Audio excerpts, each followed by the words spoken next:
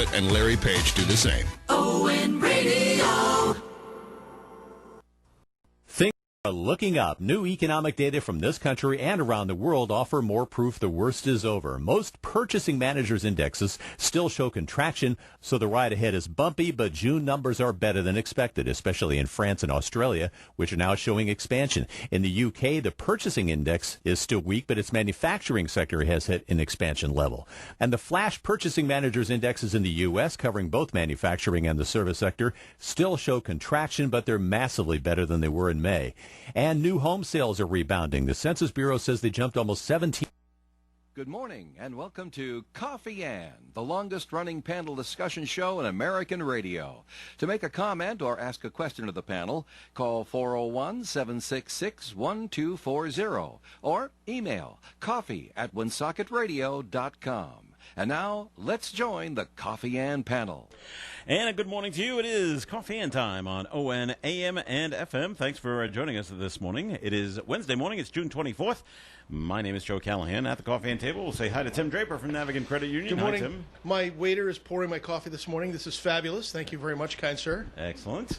And John Ward is here. Oh, sure. Good morning, everybody. Fill that That would right be up. wait staff. Wait staff. Server. He's That's our right. server. And happy half birthday to me.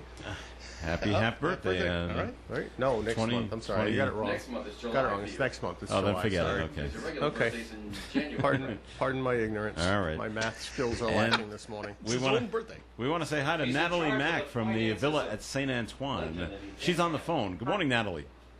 Good morning. I'm sorry I'm not there if there's wait staff. That's what we call it. Too bad you're missing it all. I'm a I sensitive know. human being. It's good to be here remotely. Well, I'm glad you're with us. So, speaking of being with us, Villa St. Antoine has got our first message this morning. So, take it away, Natalie. What's going on with the Villa? Okay, St. Antoine Community is located in North Smithfield at the corner of 400 Mendon Road and Penrose Avenue. On campus, we have 2 buildings with 4 levels of care: assisted living, rehabilitative services, secured memory care, and long-term skilled nursing support. The first building on campus is the Villa at St. Antoine, located at 400 Mendon Road. It's our 76-apartment assisted living facility. The Villa offers traditional assisted living apartments in 3 styles: studio, 1-bedroom, and 2-bedroom, as well as an 8-resident memory care unit. The second building is St. Antoine Residence, located at Penrose Avenue, and it's our 260-bed skilled long-term and short-term rehabilitative facility. Inside, we showcase our state-of-the-art Easy Street Rehab Center, our secured memory care unit, and our private hospice suite. St. Antoine Community feels like home and is welcoming to all. So if you have never been to visit us, I encourage you to take a ride up north and tour our beautiful campus. You can call 767-3500, ask for Melissa Smith, the Community Marketing Director, and she'd be happy to show you around. Very good there, Natalie. Thank you very much. All right, the first thing we got to get to is a question that was sent in for John a week ago. I mean, you're not going And to I hit the did- important topic of the day that Alexandria Ocasio-Cortez got 80% of the vote in her primary? No. Oh, good. Thank you. What's the question? Okay. This question came in last week via email, and I didn't see it. And now I do see it. So, if you want to send in an email, you send it into coffee, COFFEE, at woonsocketradio.com. Yes, that's and I at will see it. woonsocketradio.com. Yes. Because I sent an email Monday, and clearly I suspect it didn't get picked up by anybody, unless I made a mistake, but I didn't send it to woonsocketradio.com. I where'd you sent send it to that other one that you use. Worldwide. The Owen Owen Worldwide? Worldwide. Well, someone should see it. Oh, all right. It does work on both? Okay, maybe Okay. you did see it then. They just ignored you, John. Yeah, maybe it was. I just realized after I sent it that I sent it to the different address. Okay. But anyway, What's the question? this is for John Ward. Is it a difficult question? I don't know. You'll Does know it- after you ask it. Does it involve mathematics? You know, I'm already I struggling. don't believe this so. morning. Okay, good. All right. Are unregistered mini bikes, motorcycles, and 3-wheelers, the ATVs, allowed on school grounds? They circle Vernon Heights schoolyard and nature trails, especially on the weekends. The parents have even outfitted little kids with mini bikes with helmets and knee pads. I've seen little kids riding on adjacent roads alone up to the school, which is very dangerous. Okay, Allowed on school grounds. I believe they probably are not. However, with the schools having been closed and being summer, I suspect many people go up and use it. Now, I have seen one set of parents who had one of those small motorized cars with a child who was maybe 3 years old driving it. And I have seen a parent bring a child up that looked like he was probably between, maybe about 10 years old on a small mini bike, motorized bike, like a small motorcycle version. Not even as big as, say, a scooter that you would ride on the street. But they can go about 30 or 40 miles an hour, They could probably right? get up to 30. I don't know about 40. All But right. he was basically training him On how to ride. in the grass on the ball field to ride this motorcycle. That's a hard call because they're not damaging anything. They're out in the middle of nowhere with no people around. I don't like the idea of riding around through the nature trail. I don't like the idea of the large semi-adult human beings riding those four-wheeled off-road Or three-wheeled ones, non-registered vehicles or Okay. the three-wheel jobs. Because that can be dangerous when you're on a narrow path in the middle of the woods and there's people walking their dogs and doing other things like I do on that nature trail when I go up to do my weekly check on the progress of the water treatment plant. But I believe as a school policy or as a city ordinance, unregistered vehicles are not allowed. I don't even know where they would be allowed, except on private property. And Do you think there are signs up? oh no, I'm sure there are not. Okay. Because I don't think it's ever created such a problem that it merited signage. As I said, the two times I've seen it, it was two parents with a child. Yeah. One with a little car. That most parents have them ride down the road. So is that the better choice? I don't think so. To take them up to a secluded parking lot where there's nobody around because it's either a weekend or there's no school in session is probably safer. Should it be allowed?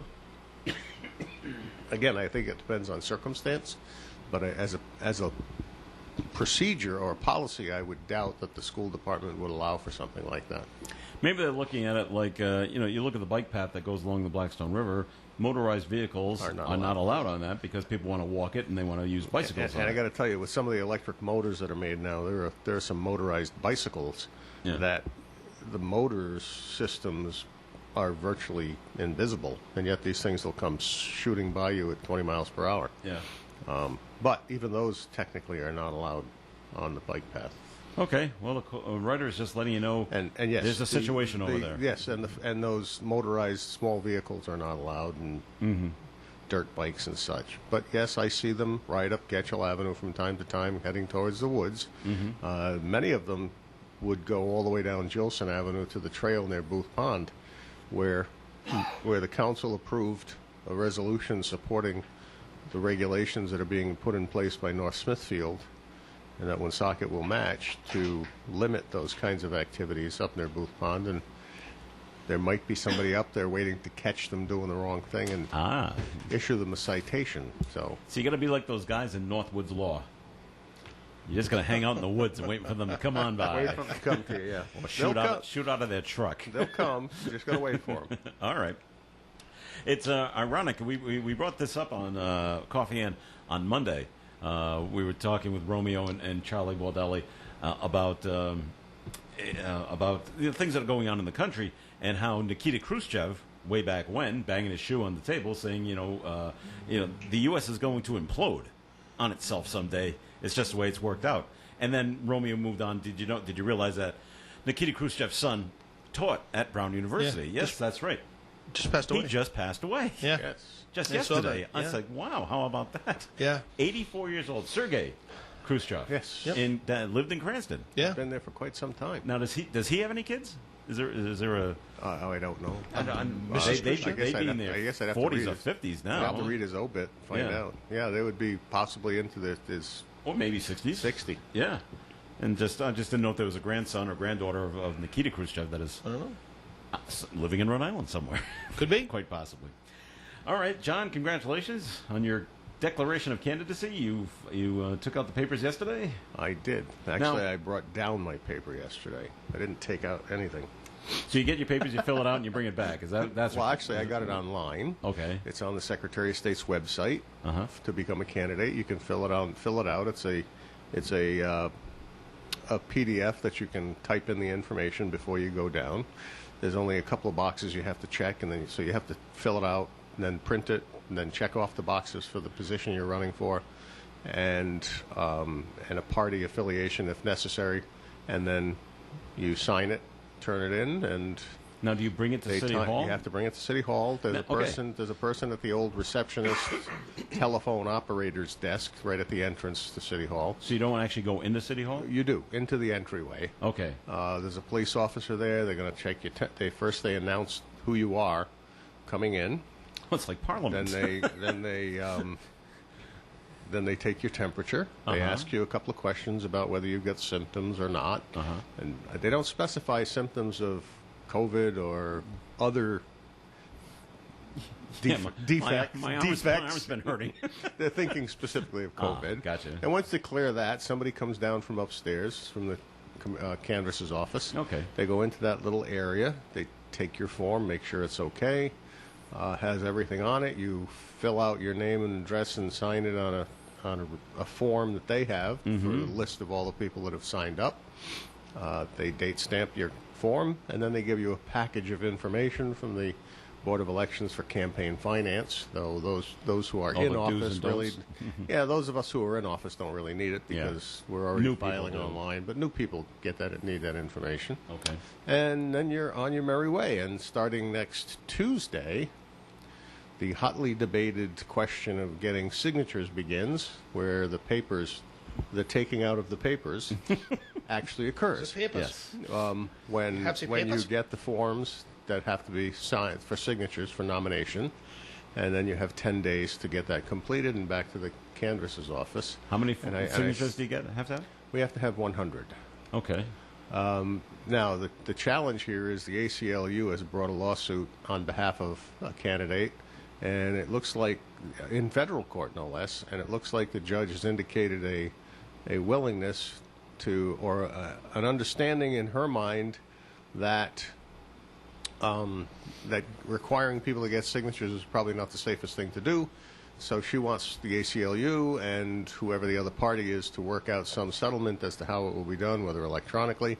And the Secretary of State's office is objecting to this because any alternative would require capabilities that they would have to train people for, and for the new candidates and for people, even like myself, if they go to electronic signatures, or you can get some signatures electronically where you can email a paper to someone, they can sign it, then they send it back to you.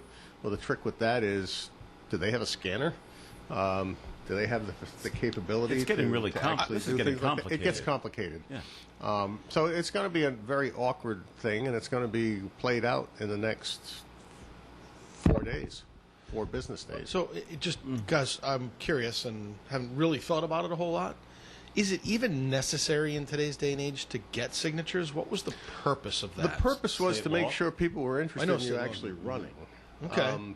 It is a nomination process. Now, when you're in a party primary, it's a nomination process because you have, the old idea was you would get people in your party to nominate you for the position.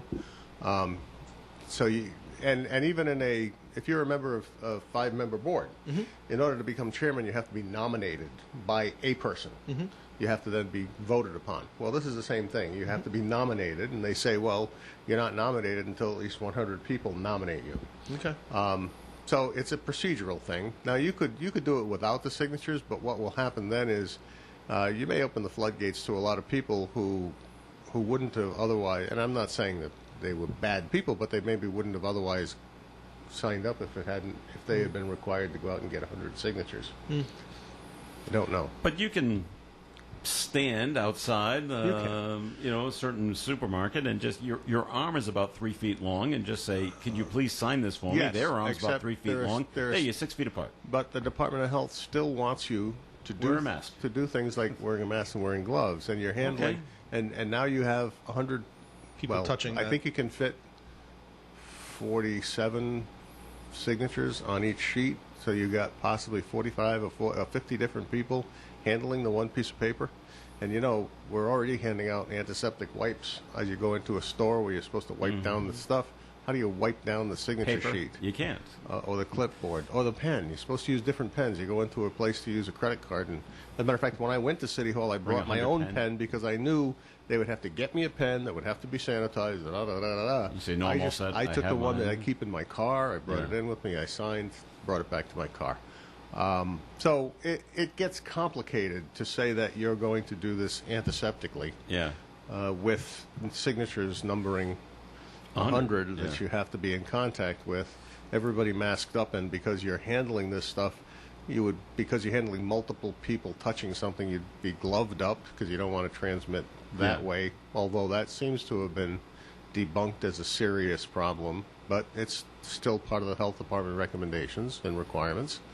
So it becomes an awkward challenge, and now the question is, like so many things that have happened, is this the time to make an exception? And that's what the judge and the players have to decide. And the exception, They'll have to make it well, the quickly. exception is for federal officers. The state changed the law for this year that lowers the number of signatures that they So have to what? get. I don't 50 know. down to 10? No, they had to get 1,000. So Oh. we might be talking 500 or something like that. They cut it, Wow. cut It's it a down much quite higher a lot. threshold. But they didn't eliminate it. Right. You still have to get some. Right. All right. Natalie, aren't you glad you're not in politics? Oh man, I am glad. I probably followed like 50% of that. And then Come on, Warwick. Warwick could use some good people. That's right. That's true. I am curious though, if they move to sort of an electronic system, is there any concern for like fraud or Well, things that's like that? and Does that's that open up to security issues? Yes. you've hit the Secretary of State's office concern the most, which is not just fraud, but hackers coming in and hacking into the system and compromise. Because if you're filing everything electronically, even through the Board of Elections or the Board of Canvassers, then the Board of Elections, the Secretary of State's office, and all of that interaction, it just provides an opportunity for a hacker to jump in somehow with a virus that they might attach to somebody's email. And you know, the Secretary of State's office and the election process only becomes as secure as every candidate signing up electronically, and it can get messy. And it poses risks, and that's what they're afraid of, is the risk of compromising the quality of the database for the electoral system. All right. We got to take a break here in the Coffee and program. So, Natalie, it's time for a second message from the St. Antoine communities, please. Okay, I'm ready. So right. I'm Natalie Mack again, the Director of Development for St. Antoine Community. Today I want to share a little bit more about our annual golf tournament that will be held on August 17th at Kirkbride Country Club. It's a great opportunity to get out of the house, play golf, and connect with other community leaders and St. Antoine supporters. The day will also include box lunch, door prizes, gifts, seated dinner with cocktails, and team prizes. Typically, this is our biggest fundraiser for the year, but we do know that circumstances for many have changed from COVID-19. While our focus is on celebrating the many years of partnership with the community, we still hope to raise needed funds for St. Antoine. Becoming a sponsor is a great way to highlight your company and its important investment in our community. There are many ways to participate. You can sponsor a foursome. It's a reduced cost this year only, $4,000. You can sponsor a portion of the event, such as lunch or dinner. There's peace signs available. Or even just giving a general donation. All support is greatly appreciated. To learn more, please contact me at 206-353-7543 or nmac@stantoine.net. Thank you so much. All right, Natalie, thank you. And our own Tim Draper will be part of that golf tournament, doing his best Spalding impersonation from Caddyshack. It's going to be ugly. And if you don't I know can't wait to see it. if you don't know who Spalding is, you need to go rent that movie or Caddyshack. go stream That's that movie, exactly right. Caddyshack, and Spalding. and you'll see what we're talking about. All right, more of Coffee Ed is coming up. If you want to make any comments or questions, give us a call at 766-1240 or email them in to coffee@onesocketradio.com. I'm here with Kara Benjamin of the Benjamin Insurance Agency. Kara, tell me about your agency. Sure. We started our agency from scratch, which means we opened with no customers. We have grown because of all the family, friends, and locals that supported us over the years. We are proudly woman-owned and operated since 2006. We're a family business, mother and daughter team, so you get two different generations coming together to get the best of both worlds. You're in good hands with Allstate and Kara and Celeste Benjamin of the Benjamin Insurance Agency, 125 Eddie Dowling Highway, across from Dowling Village in North Smithfield, 765-5000. Our business is truly a referral business, and we have built it based on our premier service level and commitment to what we do. If you are looking for personalized service with people who care, that would be us. Riverfront patio dining awaits you at River Falls Restaurant. Enjoy your lunch or dinner as you overlook the Blackstone River. Here are some of the wonderful items on the menu: steak and peppers pizza, baked stuffed haddock, and choice filet mignon. Make your River Falls Restaurant reservations today by calling 401-235-9026. 235-9026, or go online to riverfallscomplex.com. You'll love the Riverfront Patio Dining at River Falls Restaurant, Market Square, Woonsocket. The Coffee and Panel is enjoying coffee from Down East Coffee in Pawtucket. They're a 62-year-old family business that roasts all its coffee right here in Rhode Island. Founded originally as Excellent Coffee Company, they provide great coffee to food service establishments throughout New England. ON Radio, feel the spirit. It is the Coffee and Program on ON Radio, 1240 AM, 99.5 FM. This is Joe Callahan here with Tim Draper, John Ward, and Natalie Mack is on the phone with us as well. All right, Natalie, can you explain this to me? Ready? Mm-hmm. All right. So the Major League Baseball players rejected the latest offer from the owners of a 60-game season. So we're now going to go back to the original proposal that happened back in March, which is a 60-game season. Does this make any sense? No. No, it doesn't. That is the correct answer. No, it doesn't. We rejected a 60-game schedule only Sure to it have does. a 60-game schedule. Sure it does. It makes no sense, John. Maybe the pay scales are different between the Well, two I'm sure 60-day it schedules. is. I'm sure that's what it all comes down to. And I loved it yesterday. Or as they like to call it, the revenue sharing. It's the money. But I loved it yesterday. We got to go out to the players to see, hey, guys, can you make it down to spring training by July 1st? Oh, gee, I don't know. Make it It's a fine. few days away. They're doing it at Fenway. Is that what they're doing? Yeah. Oh, okay, because initially I thought, why are they going to I spring wouldn't be training surprised. facilities? I wouldn't be surprised if they sell Tickets I don't to know. practice? They should. maybe 5,000 tickets that you carefully spaced throughout the stadium to watch spring There training. you go. People would show up for that. Oh, they will. Totally. They will. Okay, so that's what I thought. They should have practice at their own facilities, and that's what they're going to The do. Red Sox are. Okay. That's So I- what all does right, I that heard mean for before. minor league baseball? I don't know. That's the question. I was asking Mike Gwynn the other day, and they really don't have any idea yet. They could have. They could have. Major League Baseball has expanded their roster, so there's like 30 players on a team now. Yep. But they could still have another 30 go play minor league baseball. Yeah. Didn't they just lay a bunch of them off or cut a bunch of them? Well, they were real young. The single A Yeah. players, Yeah. mostly. Yeah. Those guys got cut. Yeah. But the AAA players did not. Yeah. And the AA players. Yeah. So they could go down, technically, down to McCoy, but not have any fans. Yeah. Because Gina has said no groups over 100, so we couldn't have 200 people show up at McCoy or so. At least somebody to be watch looking that. at my billboard out But there in a, on the but in a stadium that size, you could space them out and still put 1,000 people in You there. could. You could. If they're families together, you could put 8 people It together. would be no different than going to the beach, except you're sitting in a chair Yeah. in terms of spacing. Okay. And if you go to the concession stand, you have to put a mask on, like you're supposed to do at Like the the beach. beach. But people aren't, so the governor is going to punish the I know, children. today.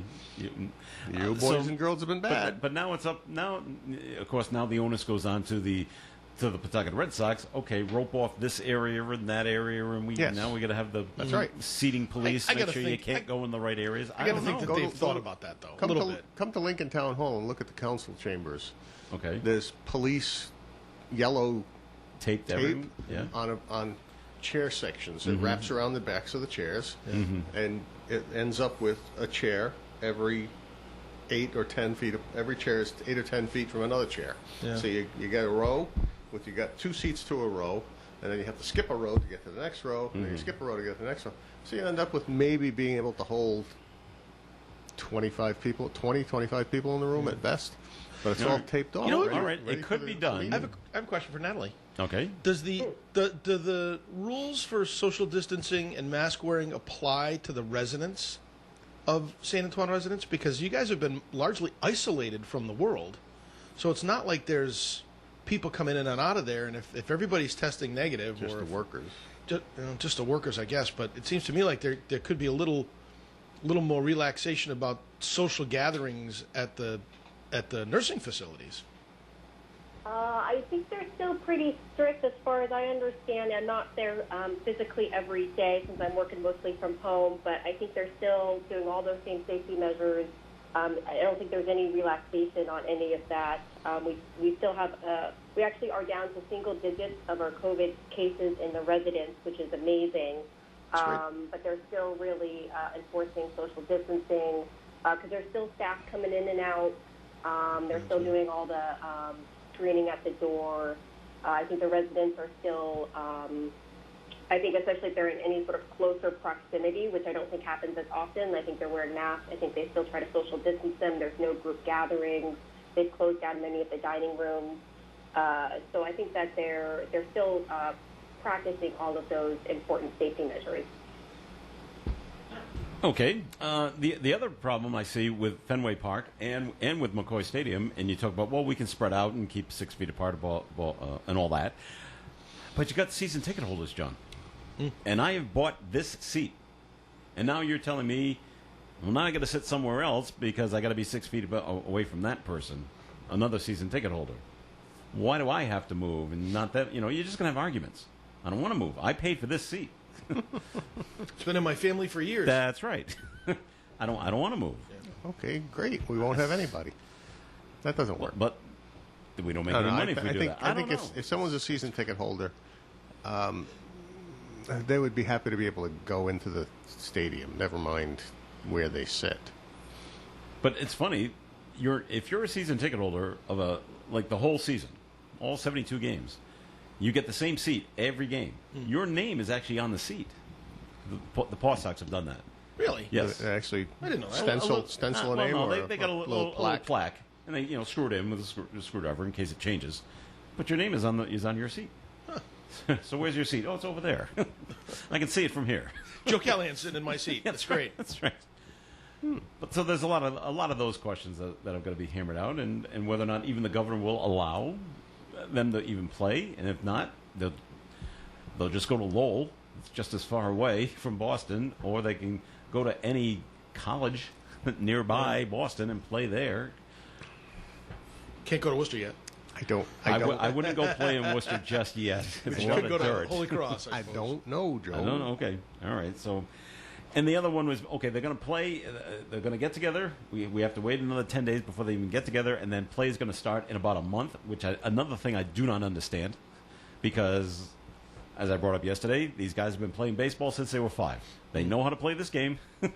How much practice? How much practice do you need Hopefully to get going? Well, they should be in shape. And how do they start it up in a week. How do they do playoffs in the World Series? I think that's already been determined. That's the 60-game schedule. Plus and, playoffs and then playoffs start with expanded playoffs. That's already been determined. But think about it. What's the competition for viewers now? Because you're going to have baseball, hockey, basketball, all starting at the same time, and football, all playing starting at the same time. You're right. And Saturday and Sunday afternoons, golf is in there too. Yeah. An afternoon sport so it's going to be interesting to see what television viewership goes to which sport. We'll find out which sport actually is the most popular. Is the most popular? And we'll see if and NASCAR. And we'll see if protests and rioting are mutually exclusive with athletic competition. We will. In terms of keeping the attention of people. Yeah. And there's a presidential election or tearing down statues. Can we have as a hobby? Protests in between innings? My son and daughter wanted to call their wedding a protest so they could have more than 50 people. There you go. Kept wedding. You can have drinks and serve food. And if you bring a statue to tear it down, no mask. You stand there next to each other. This is a protest. I'm still amazed. They actually tore down the statue of Grant. Yeah. Now, what state was that in? Was it California? I thought it was down south, wasn't it? Might have been. Whatever it was. No, it wasn't down south. It wasn't down south, but I don't think they had a statue of Grant down south. But it's like they accused him of owning slaves. And my understanding is he had one slave given to him by somebody, and then he freed that slave. Yeah. He fought in the war for the Union, won the war for the Union virtually, For you. and then spent 8 years as president trying his best to do Reconstruction by actually providing completely equal rights to the freed slaves and pushing back against what became the KKK. And it was only after he was out of office and the Democrats won, because there was enough population in the southern states to win for Democrats from the South. And so Jim Crow laws came in, and they started putting statues up to stick it in the face of the Northerners and to let the blacks know their place and that kinds of thing. And they're tearing his statue down. I mean, nobody did more for equal rights around the country. Once again, I don't we say don't nobody teach did history. more. Many people did more, but as a president, he got it right out of the gate. As a general, he got it right. As a person, he got it right, and they're tearing his statue down because these people are so ignorant with their fury that they don't even realize what they're doing. They tore down a statue, or they defaced a statue out in California of an abolitionist. Yeah. Well, it doesn't matter. It's Civil War era. And it's a statue. It's a statue. So it we must be don't bad. care if it's the Union or the South. It's Civil War era. Bring it down, because we don't even want to know about it. And now they want to tear down the statue next week of Lincoln and the freed slave that was designed. We're gonna get rid of the designed Lincoln by Memorial? a former slave and We get- dedicated by Frederick Douglass. Are we getting rid of the Jefferson Memorial? They're working on it. Well, first they're going to do the stained glass windows Well, that's the other guy from with Tennessee. with anybody that's and it's funny because the blowback on that is Incredible. swift and severe, Yeah. because people start posting up pictures. They are Caucasian from Europe and from America, but if you go to Africa, they're all black. Mary and Jesus are shown as black. If you go to Asia, they're shown as Asian. So wherever you go, they're basically represented in such a way that they would be your acceptable to your culture. Yeah. Not so much about being the true universal, because quite frankly, Jesus was a Middle Eastern Jewish person. Yeah. Right, period. So if you want to know what Jesus looked like, Go to the Middle East.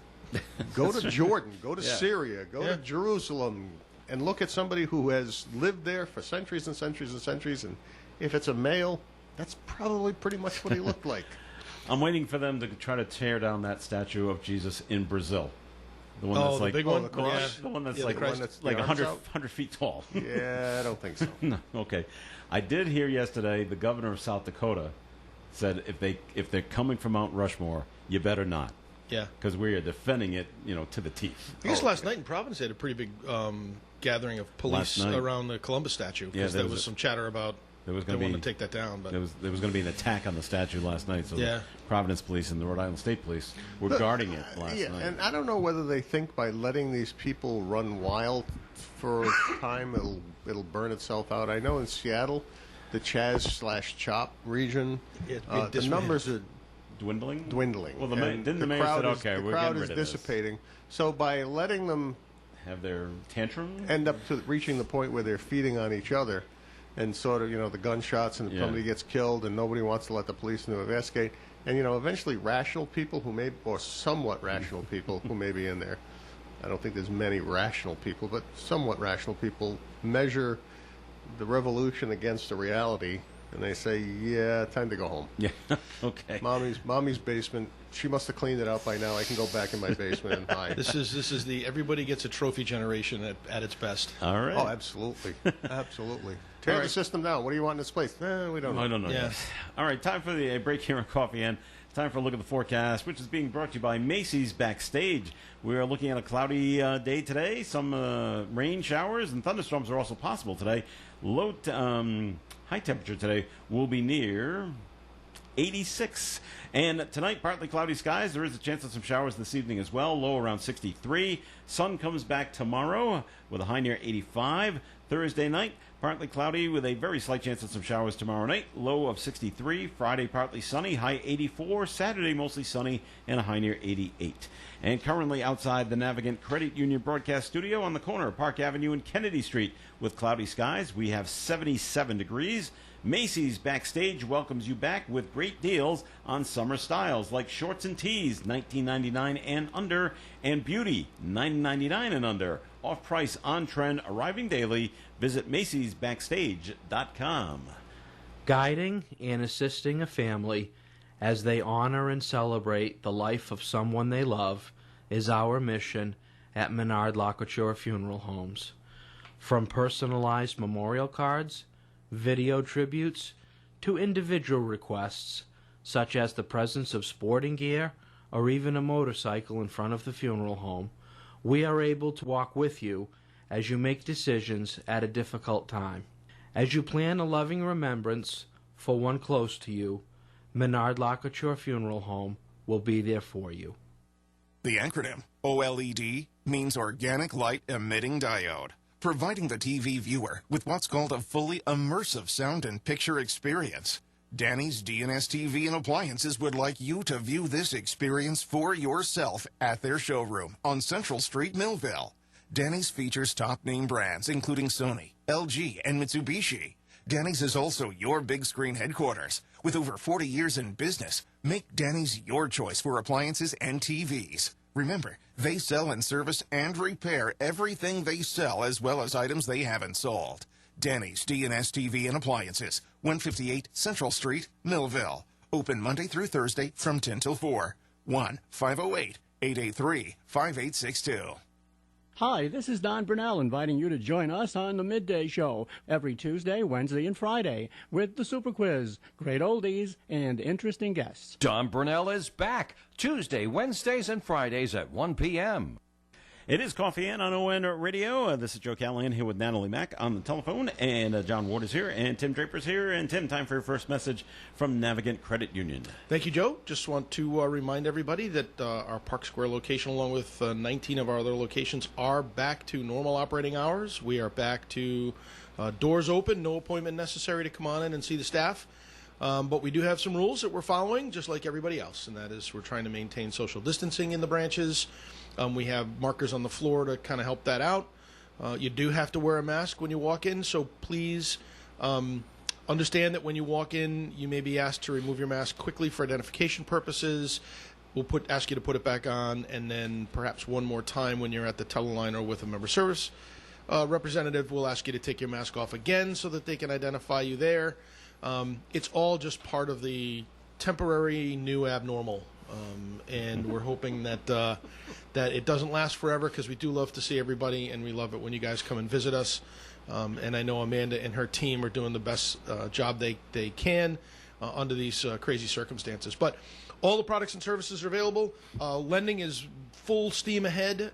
People buying houses and cars and doing upgrades to their houses, and we're thrilled and surprised a little bit. I think that that activity is as strong as it is. So if you're thinking about doing any of those things, come on in and get that process started as quickly as you can, and we will walk you through it as best we can. So 233-4700, navigantcu.org is the website.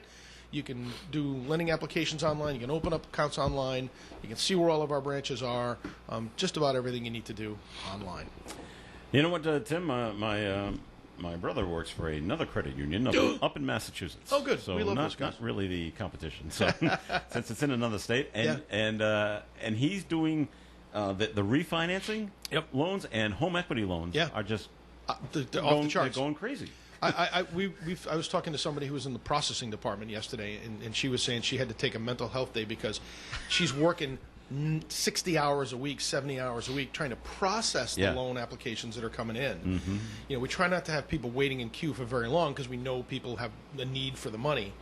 But sometimes it's just, it's crazy. And just like we had when the PPP program was in full bore and we were reallocating resources to those areas, now we're kind of shifting some folks around just to try and make sure we're covering everybody. So it's a little bit of a lesson in cross-training for some folks. But it just goes to show you that you know sometimes it happens in places you wouldn't expect it to happen. He just tells me some funny stories of because he goes out to people's homes. Oh yeah, and some people are okay, but others are like, they yell at him from his car. Yeah. All right, stop. And so now, who are you? Okay, Yeah. okay, now we know why you're here. So, he's got to fill out his papers and like pass it through a window, and then they fill it out and pass it back. With a little bit of luck, I mean, if it's done right, you fill your application out online, right? That's the way you'd start the process. Then you get a call, go through some rigmarole. We send you some documents through the internet. You sign them electronically. We get them back. I think the final signature and distribution might be a branch visit for a closing on that type of loan, home equity line or loan. But we try to do it as in an automated fashion so that you don't have to come in, especially if you're nervous about being in groups. Although, say the branches are not. It's not like the old days where there were lines of people out the door on the 1st and 15th of the month. It's really, people get it. And everybody's really understanding, too. That's the other thing. Our branch staff's been very complimentary of the membership and their willingness to tolerate some of these procedures and processes. And we try to make it as friendly as possible. But Hey, the funniest one is that the conference table has now become the top of his car. Yeah, yeah. And he stands on one side, they stand on the other side, and just pass back and forth across the top of the car. Although with the pollen on the car, it's a little challenging. He dusts it off first. Natalie, you seen more people coming out and visiting loved ones at St. Antoine Communities? We're still closed to visitors. Okay. There's actually a tentative plan right now to perhaps open to visitors in July. There's still, I think, a lot of logistics to work out, but that's sort of the plan at the moment. They are sort of preparing for a potential surge, so that's always a possibility. But if all goes well, I think the hope is we can start reuniting loved ones in July. So they're working hard on that plan right now. We were doing some. We were doing like a Monday Night Lights where you could kind of drive around with the cars so people could see loved ones, though I think that they have suspended that for the moment, I think in anticipation that they're going to open up for visitors again. Okay. So it's all good things on the horizon. Keep We're those getting fingers really crossed. close. Just another few days. So I think it's all good news. Yeah, great. Next week, hopefully. All right, John, on the front page of the call today, besides yourself for the declaration of candidacy, Roger Gillette. Yeah, he got the headline. He got the headline. Sorry about that. Jeez. John looks so forlorn. What do I want to talk about that for? I didn't get the headline. The question for you, though, was did you know Roger was going to do this? Yeah. Oh, you did? Okay. Oh, yeah. This wasn't a I surprise. think I knew Roger was going to do this the day after he lost the special election. Oh, really? Because I think he said he was going to do it. No, I thought he said, all right, I'm done. Oh, I don't think so. No, okay. No. Well, maybe I heard it wrong. I don't. Maybe he did. Okay. But no, he's been saying for a while now that he's going to run. He's going to run again. Oh, Okay. yes. All right. The South will rise. Oh no, that's not going to rise again. The South won't rise again. Now, Roger will run. Okay. And we've got the Woonsocket Democrats running, Alex Yes, in his group. Three Okay. folks running with him. And Garrett. David Susi has said he's running, and Garrett Manseri is running. Okay. Now, what about the Roger, others? I would expect Dan and Jim Canoyer will take care of that today. Denise Sierra? Denise Sierra will take care of it today. Okay. They better. Well, they're not running. That's right. You got till 4 o'clock. You got till 4 o'clock. Till today. So I just wonder if anybody... You got till 4 o'clock to get your temperature taken. Do you know if anyone that you heard of? Others? Like new? I have spoken with a few people, and they express the usual concern over the possibility and then choose not to. Okay. What about for mayor? Do you think anyone else is going to have a last? I don't think so minute? because Michael Disney signed up to run for council. That's so right, he he's did. not. He's not running for mayor, and Okay. that rules out a primary for mayor unless somebody else comes in. I don't know if you've heard of anybody No, else. I have not. No. No. Okay. Which means we'll have to wait until November to find out the outcome of that election. Okay. Assuming they both get their 100 signatures. I bet they do. Chuckle, chuckle. All right. Now the ACLU is raising its head again here in Rhode Island, and I found it amusing because they're not happy that the 3 people that were arrested for defacing the Christopher Columbus statue in Providence were arrested as felons, and they want the charges reduced to misdemeanors. Yeah. Because I don't know, it follows them around. Don't worry, they'll plea bargain and it'll be a misdemeanor. Okay, but they're just saying, sit back but they're and watch. saying. They faced felony but they- charges. That's their argument. But John, according to the ACLU, they will now have to live with the fact that they were Yeah. arrested and charged as felons for the rest of their lives. Yep. All right. Now we received the press release from the ACLU about this yesterday. So? This was the funny part. At the very last sentence of the press release, and it's not in the story here, but the very last sentence was, of those three people, none of them have contacted the ACLU to have them represent them. Yeah. So they just put out this press release because. Yeah. Because we want to make a little noise. But again, Well, they did. They're worrying about a non-issue. I mean, a former Speaker of the House was charged federally with using campaign money illegally, taking bribes, some other stuff. And, Which one, John? I don't even have to mention which one because they all got the same sentence. But basically, they plea down from that to a lesser charge, and they end up only spending 3 years in jail for stuff that you would think they would spend 10 years in jail for. But because they save the system the trouble of an actual trial, they negotiate a lower price. And that's what's going to happen here. They charge them with a felony because, oh, by the way, it's a felony. And then they'll go in there and plea bargain. Plea down and they'll to a say, misdemeanor. look, we can avoid a trial. We'll just charge you with a misdemeanor. Pay a $100 and fine. Pay a fine and be done with it. Be on your way. So it's a felony to So they deface? don't have to live the rest of their life with a charge of a felony because that's what they're saying. If you look it up, silly. there won't be a record because Yeah. it's a misdemeanor. So they're not going to do jail time. It won't be in that system. It virtually will be settled. Maybe it will. It will actually be in the court system for a charge filed and an arraignment. That'll be in Yeah. the system, but who cares? Is it? I forgot what they Oh were yeah, there's a charged way to with. avoid Yeah. that. But I'm just- Don't deface a Don't statue. fetch. You know, well, I guess my question would be: it doesn't seem like throwing paint on a statue rises to the level of a felony? Well, they were charged with a few other things besides the vandalism charge, and I wish I had. And believe me, that I in- am not in- condoning that in any way, shape, or form. Or I'm surprised that carries Well, such a. the cost of taking care of restoring is far in excess of the dollar value associated with felonies. So yeah, that's why it becomes. So that's what it is. It's a dollar that's value part of it, issue. I'm yeah. sure. And I'm sure just the defacing of a statue, that's something that a lot of people wanted when it got put up. Yeah. It's just, as I said, if you don't want this, part of the cost of, or the price you pay, the price of admission for civil disobedience is the willingness to suffer the consequence associated with it.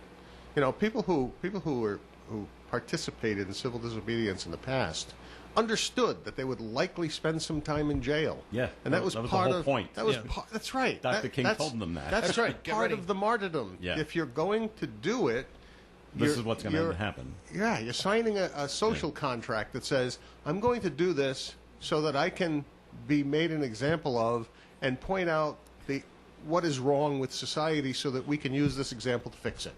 But John, I'm so right, and Christopher Columbus is so wrong. Absolutely. I should be held to a higher Do standard. you really think Christopher Columbus knew that he was bringing disease to the continent and participated in unintentional genocide? No, he had no idea. And John, that's all your fault. None of them did. Yeah. What was You're- that, Tim? That's all John's fault. That's your fault too, Joe. We're responsible. We're supposed to apologize for all that stuff. But he was a bad administrator.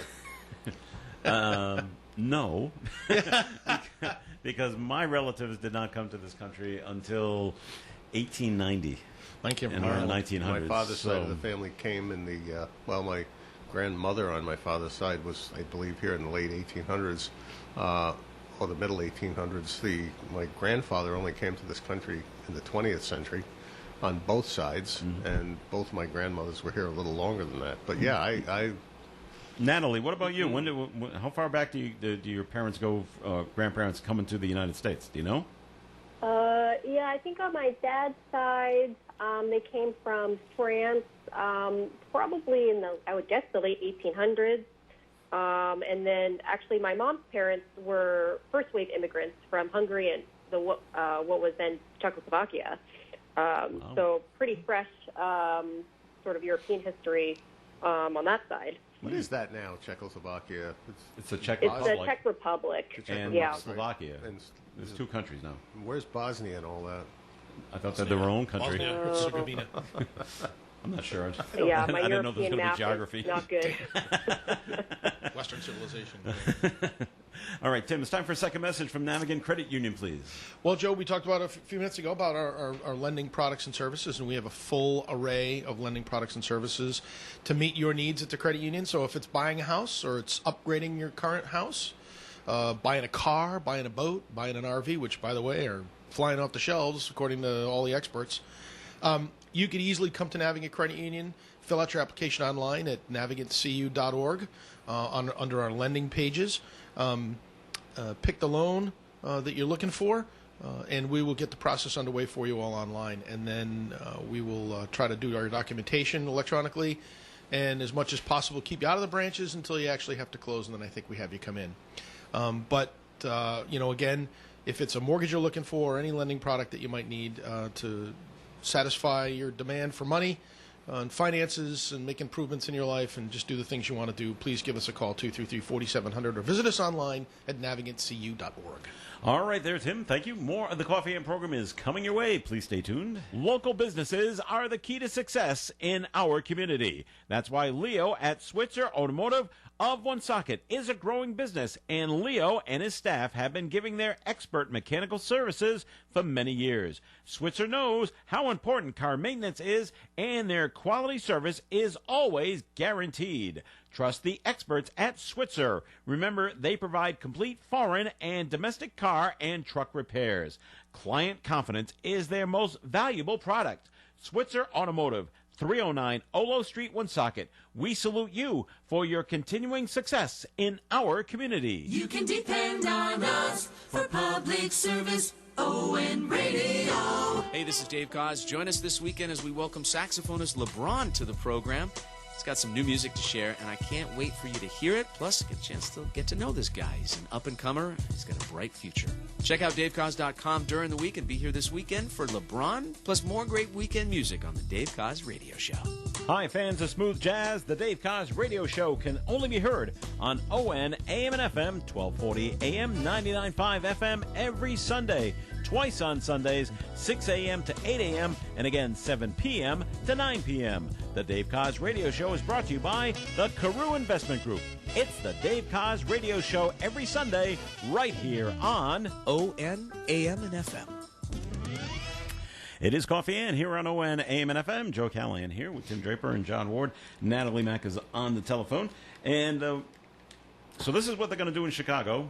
I said off the air that they had a violent weekend in Chicago, and John said, no, they had a normal weekend in Chicago, which is actually kind of sad. But they're voting, I believe it's today, on removing the police officers from the Chicago public school systems for this coming fall. I said, this cannot be a worse idea ever.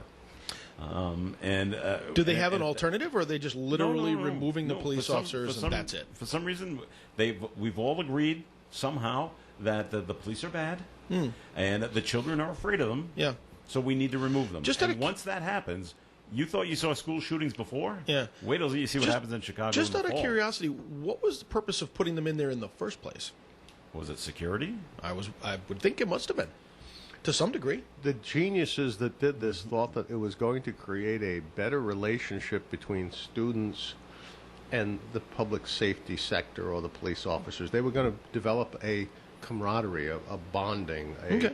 And what ended up happening initially, and I don't know if that's the case now, but I know in the first 10 years, what ended up happening was the school administrators, who normally would have taken care of discipline, simply started pushing off the discipline to the resource officers, so they became the bad guys. Yeah. I don't know. I know in many schools that's not the case, but in too many schools it was the case, so that it became an adversarial relationship, and they ended up being basically a cop on the beat, and the beat happened to be a school. They were there for discipline and control. Well, that doesn't work. But in good schools, they were actually there as a resource officer, not a security officer. And so now they're going to take the resource officers of the police out of the schools in Chicago, Well, which they're means gonna vote putting the on it. discipline back on administrators and teachers and everything like that. But then I think the presumption is they're going to replace them with some sort of something beyond a guidance counselor to more of a psychologist, a psychologist or a social counselor or somebody who's going to mend fences. And this ought to be good. It just cracks me up. If you don't follow James Woods on Twitter, you might not get the reference, because he posts videos of anarchy happening, and he says, quick, call a social worker. And that's the problem. You know, if you don't have the resource officer and you're in a a volatile environment Yeah. like high schools can be, and two factions decide that they're going to wage a war, without a police presence, you could end up with a war. Yes. And I don't know how. I mean, in some instances, social workers or psychologists will be able to anticipate it, see the tension building, and try to stop it. But two things can come of that. Either they'll succeed, which would be great, but you won't see that headline in the paper or on CNN, or it will fail and the fights will break out in school and somebody will pull out a knife or somebody will pull out a gun, or if they feel as if they can't do it on the school grounds, then they'll wait till they're back out in the neighborhoods And do it then. and do it then. Okay. The human condition. Yep. All right. Well, you can always, Columbia Gas in Massachusetts is shelling out a lot of money. Yeah. $53 million to the residents up there in Andover, North Andover, and Lawrence, Massachusetts from the explosions that took place in October of 2018. That was crazy. Remember that? That It was just, all of a sudden, houses just started to blow up for Can no you reason. imagine how many movie producers were saying, "Oh, we didn't get that on tape. Why couldn't we have didn't that film on that. camera? We could have used that. We could have used that. Good so many stock Just footage. random houses. watching random houses just blow up. I know. Now, Columbia Gas, I thought they had a buyer. I thought someone Didn't purchased EverSource them. want to buy them or something like that? I thought so, At but a now fire sale? But now, as part of this 50, yes, Oh, that's my terrible, goodness, John. that is so bad. But as part of the deal, they got to pay the $53 million, and they have to sell. Yeah. So, but I thought the sale was already in progress. I Unless thought so, EverSource too. is brought back, because it concerns me. Because guess who heats Joe's house? Oh, I write a Gas? check to Columbia Gas every month. Wow. And they haven't overpressurized my lines yet. So. All right, that's good. Yeah. And so I'm actually paying the $53 million. They'll get around to you. Oh, okay, good. The sale could still be going through, and that's just maybe the it is. condition of the sale is Columbia Gas before it gets sold. Joe, has it's to like settle all those taxation. lawsuits. Everybody shares the burden. Good. I'm glad I'm sharing the burden. Because I always thought, well, when do I stop making out my check to EverSource? Get My yourself, supplemental get yourself check a for- pellet stove. I could do that as well. They can do a pretty good job. A little dry, though. Yeah. A little dry. Okay. Dry heat. It's a dry heat. Natalie, bad news in North Smithfield. Did you hear about the animals at the spa? What's the spa No, called? I didn't. Oh, the At the animal spa spa? Yeah, yeah. called Doggy Styles. Does anyone know where this It's is? just, It sounds like fake news. no, I've seen it. No, It's it's on the real. news. It's real. real. It's more about the owner than it is about the animals. Yeah, Right? but they found 15 cats and one dog living in squalid conditions, so bad that they had to go in with hazmat suits to try to clean it out. just- They're looking for the owner, John Froais. Is that how you say that? Froais. Okay, but they're looking. There's a reward to find out. We don't know where he is. Yeah. But where is this business actually located? Isn't it the one on? I'm not sure. Over. What's the name of the road? I can't think of it. There's one across. 99 crosses Sales Hill Road. Is that Sales Hill Road that goes up across 146? And then Yes. Up into isn't that the brown building right before 146 coming from Cumberland? Oh, I hadn't even thought of that area. It Possible. may not be. So if I'm incorrect, I apologize for the owners of the of that brown building. But I thought that was a on the corner of 146. No, it's and before the Sales Hill corner. Road? It's On Sales Hill Road? There is one there. Sales Hill You're Road. right. Yeah. There is one there. And I I just don't know the name of it. yeah. I just don't know if that's it or not. Okay. Wait, was this like an animal spa? Yeah. That's what they're saying that it was. Daycare or something. But who are the owners that they've left their animals there Yeah. in such bad condition? So I don't know where he got. They don't say where they got all these animals from, and or he picked them up somewhere. But he's nowhere to be found at the moment, and they're just looking to see Poor where animals. where he's going. Yeah. So, but they've all been taken out. So I don't know where they've But gone. they're not- but it's a health hazard over there. But the one thing I thought I saw mentioned is that they're not allowing those animals to be adopted yet. Well, they probably got to be checked out by the vet Yeah. and make sure they're okay. Yeah. They didn't say whether or not they were undernourished or anything like that. But Living in squalid conditions. yeah, so pretty bad. And I just don't Yeah, know. 21 Sales Hill Road. That's the. Oh, it is place. the one. Okay, Yeah. so it's kind of across the street from the mosque that's Yeah. on Sales Hill Road. Yep, that's So the it's that's kinda the one. up the road. Okay, At least according to the Google. and the Google is The Google is always correct. All right. Well, that's too bad that's going on there. And they caught the guy, or at least they think they caught the guy that was spray painting swastikas on Providence College? on cemeteries at Providence College. Yeah. Which I think is Swastikas kind of and- odd. And then trying to set them on fire. Well, not the Set graves. flags on fire, too. Set the grass on fire. Yeah. Around, and I don't know what the point of that was. He looked like he had some issues. Okay. And spray painted the symbols on the gravestones. Oh, like the nuns and the brothers, right? I would say so. It says a Dominican cemetery, so. Can I just say, Oh, what a yeah. moron. Okay. What a maroon. What a maroon. Yeah. He's been charged with vandalism and assault And he with should intent to commit a And felony. I hope it's a felony. Well, it's an Well, yeah. intent to commit a felony. We'll get the ACLU on this and see where they stand on it. You don't even have to. They'll just do it themselves. They'll just send Take it upon something out. themselves. All right. We do got to wrap things up soon, but I just wanted to mention. note. I just wonder what the governor is going to say about the beaches. You bad boys and girls, stop it. The problem... Knock it off. The note that's been called in baseball, new format. If this goes smooth, it will be a miracle. That's actually right. And I don't see it going smooth. I think Miraculous. The governor's going to do the Bob Newhart thing when he's the counselor, and the woman wants to know what she can do to break her bad habit, and he sits there and he says, "Stop it!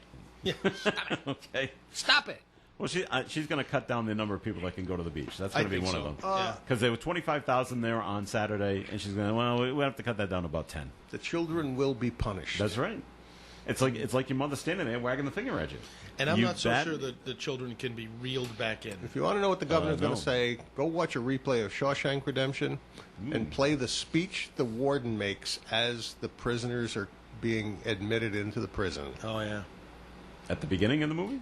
It's early in the movie. Oh, okay. After Andy Dufresne is brought in with the line of prisoners, and Andy the Dufresne. warden makes a speech, and he finishes the speech By saying? by saying, Is it the cometh the... he talks about the Bible, and Yeah. then he says, "But your ass is mine." Oh, yeah, that's right. That's right. That's right. Okay. Very So good. the governor is going to basically teach us all Saying a the lesson. same thing. All right. We got to run. Community Care Alliance is coming up next, so we got to break out of here. So, Vacate the premises. Natalie, thanks for joining us today. Thank you so much. It's always a pleasure. All right. We look forward to seeing you again. Yeah. John Ward, thanks for coming in. And thank you very much, and everybody out and enjoy the God-given day. All right. And Tim Draper, thanks for coming in. Thanks, all. Have a great week. All right. This is Joe Callahan. We will talk to you this afternoon here on ON Radio.